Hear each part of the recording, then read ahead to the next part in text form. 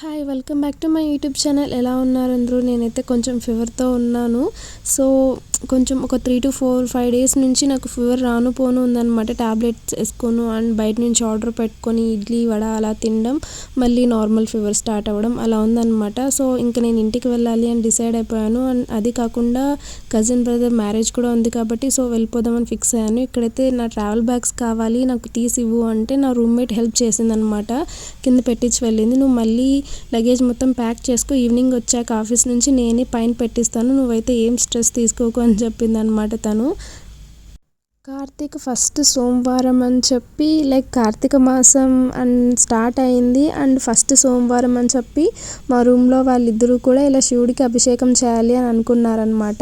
నాకు కొంచెంగా తెలుసు ఎలా చేస్తారు ఏంటి అని, ఫుల్గా ఏం తెలీదు. బట్ మాకున్న స్పేస్లో ఈ పీజీ రూమ్లో మా రూమ్మేట్స్ ఇద్దరు కూడా ఇలా శివుడికి అభిషేకం చేద్దాం, ఉన్న దాంట్లో మంచిగా చేద్దామని అనుకున్నారంట. సో నేను ఫీవర్లో ఉన్నాను కాబట్టి కొంచెం నేను అంతగా ఏం ఇన్వాల్వ్ అవ్వలేదు. జస్ట్ వాళ్ళు చేస్తూ ఉంటే ఇలా ఒక మెమరబుల్ డేగా ఉండాలి, లేకపోతే మెమరీలా ఉండాలి అని అలా క్యాప్చర్ చేస్తూ కూర్చున్నాను అనమాట కొంచెం పక్కన. నాకు చిన్నప్పటి నుంచి చాలా ఇష్టం అనమాట కార్తీక మాసం వచ్చినప్పుడు దీపాలు వెలిగించడం, టెంపుల్కి వెళ్ళడం అవంతా. బట్ ఏమో స్టడీస్ అని చెప్పి ఎప్పుడు హాస్టల్లో ఉండడం, తర్వాత జాబ్ అని అలా నాకు ఎప్పుడు కుదరలేదనమాట. అండ్ ఫస్ట్ టైం నేను ఇలా శివుడికి అభిషేకం చేస్తూ ఉంటే చూడడం కూడా ఇదే ఫస్ట్ టైం అనమాట. నాకు ముందు ఎలా చేయాలి, ఒక ప్రాసెస్లో ఎలా చేయాలి అని ఏమంత ఐడియా ఉండేది కాదు. బట్ ఇక్కడ నాకు కొంచెం క్లారిటీ వచ్చిందనమాట. ఫస్ట్ అయితే మనం అభిషేకం చేసుకున్న ఆ తర్వాత మంచిగా క్లీన్ చేసుకొని శివుడిని, తర్వాత అలంకరించుకొని ఆ తర్వాత మనం పూజ చేయడం స్టార్ట్ చేయాలి. బేసిక్ ఏంటి బేసిక్ టు బేసిక్ అలా నాకు కొంచెం క్లారిటీ వచ్చిందనమాట. ఇక్కడైతే మా రూమ్ వాళ్ళు ఫస్ట్ అభిషేకం చేసిన తర్వాత మళ్ళీ ఆ అభిషేకం చేసిన మొత్తాన్ని ఒక బౌల్లోకి తీసుకొని తర్వాత శివుడిని మంచిగా ప్రాపర్గా క్లీన్ చేసి ఆ తర్వాత అంతా ఇలా డెకరేట్ చేశారనమాట. బేసిక్గా రూమ్లో నా స్టడీ టేబుల్ అలా ఉంటుంది, ఎప్పుడు కూడా రూమ్లోనే ఉంటుంది. సో తను ఆ టేబుల్ తీసుకుందనమాట. ఆ టేబుల్ మీద పిల్లో కవర్ ఏదైతే మేము ఇంతవరకు యూజ్ చేయింది తను ఈ రీసెంట్గా బై చేసి తీసుకొచ్చిందనమాట. అది తీసుకొని అక్కడ టేబుల్ మీద పెట్టేసి ఆ తర్వాత ఇలా పూజ స్టార్ట్ చేశారనమాట. అండ్ వాళ్ళు ఫోన్లో 1 by 1 చూసి ఎలా చేయాలి ఏంటి అని అలా చేస్తూ వస్తున్నారు. ఇంట్లో వాళ్ళు కూడా వాళ్ళకి గైడ్ చేశారనమాట ఎలా చేయాలి ఏంటి అని. సో వాళ్ళు అలా చేస్తూ ఉంటే నేను ఇంకా పక్కన కూర్చొని మొత్తం ప్రాసెస్ చూస్తూ ఇలా రికార్డ్ చేస్తూ వచ్చాను. దెన్ నాకు ఒక క్లారిటీ అయితే వచ్చింది. సో నాకైతే ఈరోజు చాలా పీస్ఫుల్గా అనిపించింది. కొంచెం ఫీవర్లో అలా ఉన్నప్పటికీ కొంచెం ఈ పూజ అవంతా చూడడం మంచిగా అనిపించింది. పూజ అయిపోయిన తర్వాత నేనైతే టిఫిన్ తిని కూర్చొనిపోయాను కాసేపు. నాకు అంత ఓపిక లేదు, ఫీవర్ ఉంది కాబట్టి. నా రూమ్మేట్ అయితే ఇలా ప్రసాదాలు 2 సపరేట్గా తీసి కప్స్లో వేసి నాకు ఇచ్చిందనమాట, తిను అని చెప్పి. నాకైతే చాలా బాగా నచ్చింది. అంత ఫీవర్లో అవి తినడం చాలా మంచిగా అనిపించింది అనమాట. ఇక్కడైతే నా రూమ్మేట్ ఒక అమ్మాయికి వీక్ ఆఫ్. సో తను చిక్పేట్కి వెళ్ళింది. సో అక్కడ తను ఏమేమి తీసుకునింది అని నాకు చూపిస్తూ ఉంది. ఇక్కడైతే నేను ఒక సైడ్ లగేజ్ మొత్తం ప్యాక్ చేస్తున్నాను అనమాట, ఇంటికి వెళ్ళాలి కాబట్టి. సో ఇది 826 నోవెల్ బుక్ నేను చదివేశాను, ఇంటికి తీసుకెళ్ళాలి, ఎక్కడ పెడదామా అని ఆలోచిస్తున్నాను ఒక పక్క. అండ్ తినైతే ఏం తెచ్చిందో చూద్దామని చూస్తున్నాను అనమాట. తినైతే బ్యాంగిల్స్ తీసుకునిందంటే ఇవి వచ్చి 600 రూపీస్ అనమాట. అక్కడ తను తీసుకుంది చిక్పేట్లో. ఇక్కడ రీసెంట్గా ఒక ఫ్యాన్సీ స్టోర్ ఉంది, అక్కడ కూడా మంచి కలెక్షన్ ఉంటుంది. బట్ టూ మచ్ కాస్ట్, ప్రతిదీ 1500 2000 చెప్తాడనమాట. సో ఇక్కడ మనం వెళ్ళి తీసుకోవడం బెస్ట్ అని చెప్తూ ఉంది తను. ఇక్కడైతే నైట్ అయిపోయింది, మళ్ళీ నాకు ఫీవర్ స్టార్ట్ అయిందనమాట ఈవినింగ్. ఇలా కాదు ఇంతవరకు 3 to 4 డేస్ నుంచి నేను టాబ్లెట్స్ వేసుకుంటున్నాను, తగ్గిపోతూ ఉంది. ఇంకా అలా కాదు, ఖచ్చితంగా హాస్పిటల్కి వెళ్ళాలి అని వెళ్ళి ఇంజెక్షన్స్ వేయించుకొని కొంచెం టాబ్లెట్స్ తీసుకొని అక్కడే టిఫిన్ తినేసి ఇంకా స్టార్ట్ అయిపోయాను అనమాట పీజీకి.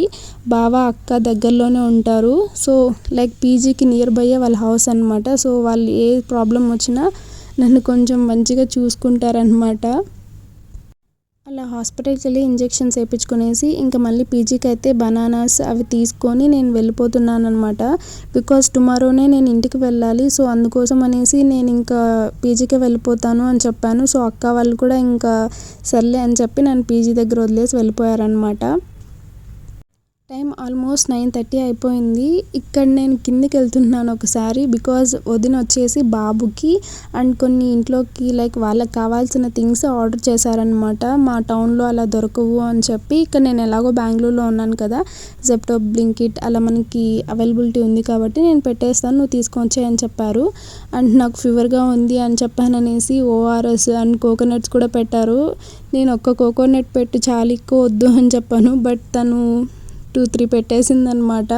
అండ్ ఇది ఒకటి ఆర్డర్ అటు సైడ్ పెడితే అంటే 2గా వచ్చాయన్నమాట. నేను వచ్చి వాడు పెట్టలేదేమో అని చెప్పి చాలాసేపు అది చూడు ఇది చూడు యాప్లో అని చెప్తూ వచ్చాను. వాడికి ఫోన్ చేయాలి ఇది అని చెప్పి చూస్తే పక్కనే పెట్టాడనమాట. సో అలా అన్నీ తీసుకొని ఇంకా రూమ్కి అయితే వచ్చేసాను. ఇక్కడైతే ఈ కోకోనట్ని నేనైతే ఓపెన్ చేయలేను, నాకు అసలు ఓపిక లేదు, నువ్వే కొంచెం తీసి ఇవ్వు అని చెప్పాను నా రూమ్మేట్కి. తనైతే ఇక్కడ మంచిగా తీసి ఇచ్చిందనమాట నాకు.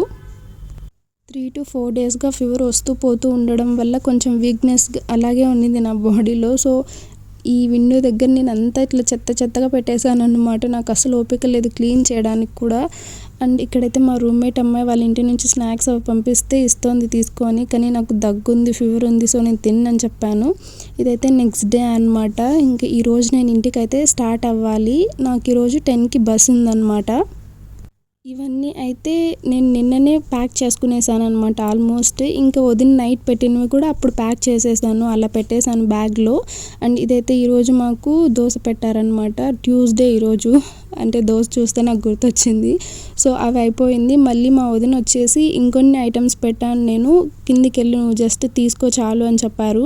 సో కిందికి వెళ్ళి చూస్తే ఇవి ఉన్నాయన్నమాట, తీసుకునేసాను. చూస్తే చాలా అంటే చాలా కోల్డ్గా ఉంది అవుట్ సైడ్. ఇంకా అలాగే రెడీ అయిపోయేసి మంచిగా తినేసి కొంచెం ప్రశాంతంగానే స్టార్ట్ అవుదామనేసి అనుకున్నాను. మార్నింగ్ 10కి బస్ అయితే నేను 7:30కే లేచానమాట. బట్ అయినా సరే నేను 10కి బస్ అయితే నేను 9:25కి బస్ ఎక్కడానికి రోడ్లోకి వెళ్తూ ఉన్నానమాట. సో అలా ఉంటుంది మనతో. లేట్గానే యాజ్ యూజువల్గా నేను బస్ అయితే ఎక్కేసాను. బట్ నేను చాలా భయపడ్డాను. హోస్కోట్కి నేను వెళ్ళగలుగుతానో లేదో టైంకి అని చెప్పి. చూస్తే ఇంకా హోఫామ్ దగ్గర సిగ్నల్స్ వేసి ఉంటారు కదా, సో అక్కడ బస్ అంకుల్ని అడగగానే సరే ఎక్కే అన్నాడు.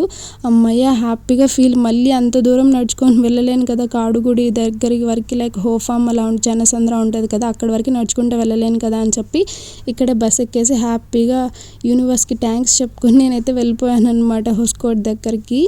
నేను ఎంత లేట్గా వెళ్ళినా, ఎంత ఫాస్ట్గా వెళ్ళినా ఈ బస్ వాడు మాత్రం లేట్గానే వస్తాడనమాట. 10కి బస్ కదా, నేనే 9:20కి స్టార్ట్ అయ్యాను రోడ్డు మీదకి రావడం అని నేను ఫీల్ అయితే, వీడేంట్రా బస్ వాడు అంటే వాడొక 10:40కి వచ్చాడనమాట. ఇంకో చూడండి ఎలా ఉంటుందో. ఫస్ట్ టైం బస్ ఎక్కగానే మొత్తం చూశాను. అసలు ఎవ్వరు కూడా టికెట్స్ బుక్ చేసుకొని లేరనమాట. బస్ మొత్తం చూస్తే ఒక 10 మెంబర్స్ ఉన్నారంతే. నాకైతే చాలా భయం వేసింది స్టార్టింగ్లో. బట్ ఉమెన్ కూడా ఉన్నారు, సో లైట్ తీసుకున్నాను. అంటే నేను కొంచెం ఫీవర్లో ఉన్నాను, వీక్నెస్తో కూడా ఉన్నాను కదా, సో అందుకు ఓన్లీ నేను చూసిన టైంకి మెన్ మాత్రమే బుక్ చేసుకొని ఉన్నారనమాట బస్లో.